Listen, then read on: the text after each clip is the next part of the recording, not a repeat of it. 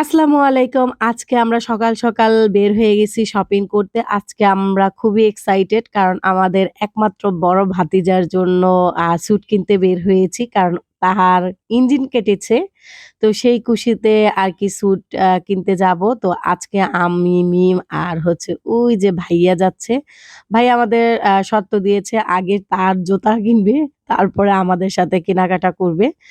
তো বলতেছিলাম যে আচ্ছা ঠিক আছে। তো অনেকগুলো দোকান ঘুরে এলিফ্যান্ট রোডের এই দোকানটায় এই জুতাগুলো পছন্দ হইছে। সে নিয়ে নিছে। তারপরে একটু মন খারাপ ছিল।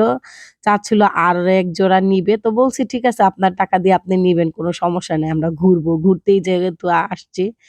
তারপরে চলে গেলাম এলিফ্যান্ট রোড আবার এই স্যুট এর দোকানে। কারণ অনেকগুলো দোকান ঘুরার পর যখন পাচ্ছিলাম না, আসলে বাচ্চা মানুষের না সব সাইজ পাওয়া যায় না। কারণ বানাতে হয় আর বানানোর সময় আমাদের ছিল না।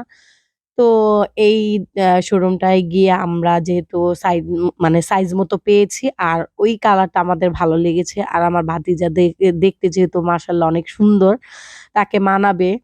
তো এইটা নেই নাই, যেটা নিয়েছি সেটা দেখাবো না। ও যখন পরে ছবি দিবে তখন ইনশাআল্লাহ আমি আপলোড করব। আর অনেক ভালো লাগতেছে। ফাইনালি ওর স্যুটটা কিনা হইছে। তারপরে দুপুর যেহেতু হয়ে গেছে আমাদের লাঞ্চ সময় হয়ে গেছে। তো আমরা চলে আসছি রাইফেলসে।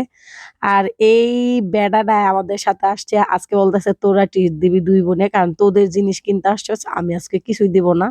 তো আমি বলছি, "আচ্ছা ঠিক আছে, একদিনই তো খাবেন। প্রতিবার তো আমাকেই বাঁশ দেই।" তারপরে এই যে খাবারগুলো অর্ডার দিলাম। খাবারগুলো অনেক মজা করে খেয়েছি। আর পেটে এত ক্ষুধা লাগছে, খুব তাড়াতাড়ি খাবারগুলো খাওয়া শেষ হয়ে গেছে।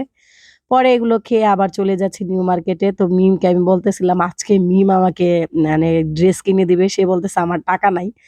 তো আমার জন্য তার নাকি টাকা নাই। তারপরে চলে গেলাম। যাওয়ার পরে খিদা লাগছে আবারও। তো আমরা ডিম সিদ্ধ নিয়ে নিলাম। হাঁসের ডিম নিছি। তো হাঁসের ডিম খাওয়ার পরে কেন জানি প্রেশার বেড়ে গেছে। একদম হাই প্রেশার হয়ে গেছে। পরে ভাইয়ারে দেখতেছি ঝালমুড়ি খাইতেছে। তো আমি আবার একটু সাইড দিয়ে ফুচকা খেয়ে বাসায় চলে আসছি। টাটা, আল্লাহ হাফেজ।